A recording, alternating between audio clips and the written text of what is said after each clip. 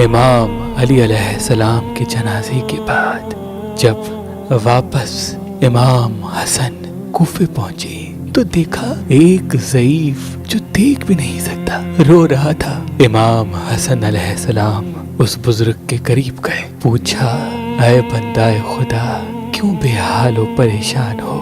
اس نے رو کے کہا اے اجنبی 3 دن ہو گئے ہیں، میرا دوست مجھ سے ملنے نہیں آیا، وہ روز رات کو میرے لیے کھانا لے کے آتا تھا، آج تیسرا دن ہے وہ نہیں آیا۔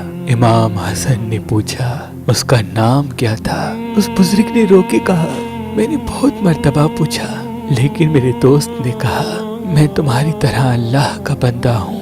امام حسن نے پوچھا اے شخص بتاؤ وہ بات کیسے کرتا تھا؟ اس ضعیف نے کہا پوری دنیا میرے غریب ہونے کا مذاق اڑاتی ہے، یہاں تک کہ میری اولاد نے بھی مجھے گھر سے نکال دیا۔ وہ اتنی پیار سے مجھ سے بات کرتا تھا جیسے وہ میرا اپنا ہو اور میرے بارے میں سب کچھ جانتا تھا۔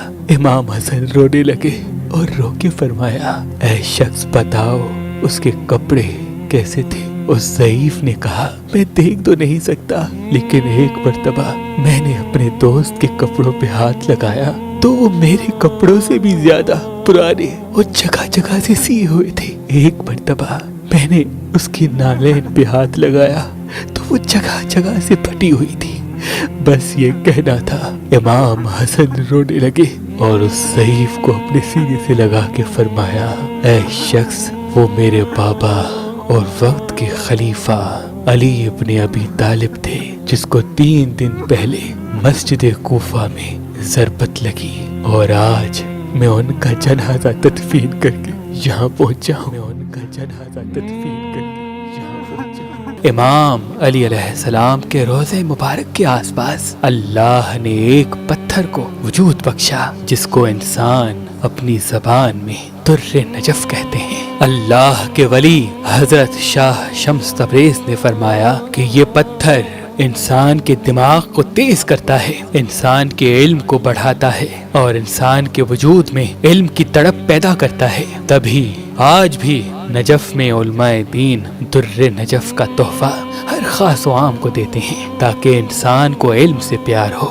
جو ہمارے بچے پڑھائی میں کم ہیں مجھے امید ہے اس پتھر کو پہننے کے بعد ان کے وجود میں علم حاصل کرنے کا شوق پیدا ہوگا، اور اس پتھر پہننے سے جن جن بچوں کی یا بڑوں کی نظر کمزور ہے اللہ کے کرم سے ان کی نظر بہتر سے بہترین ہوگی۔ تو ابھی فون اٹھائیں اور دیے گئے نمبر پہ کال کر کے در نجف حاصل کریں۔ اگر ہمارا نمبر آپ کو مصروف ملتا ہے تو آپ ہماری اپلیکیشن جو گوگل پلے اسٹور اور آئی فون ایپ اسٹور پہ موجود ہے وہاں سے یا ہماری ویب سائٹ meherbanali.com وہاں سے بھی حاصل کر سکتے ہیں۔ اللہ تمام مومنین کو سلامت رکھے، اللہ تمام مومنین کو سلامت رکھے۔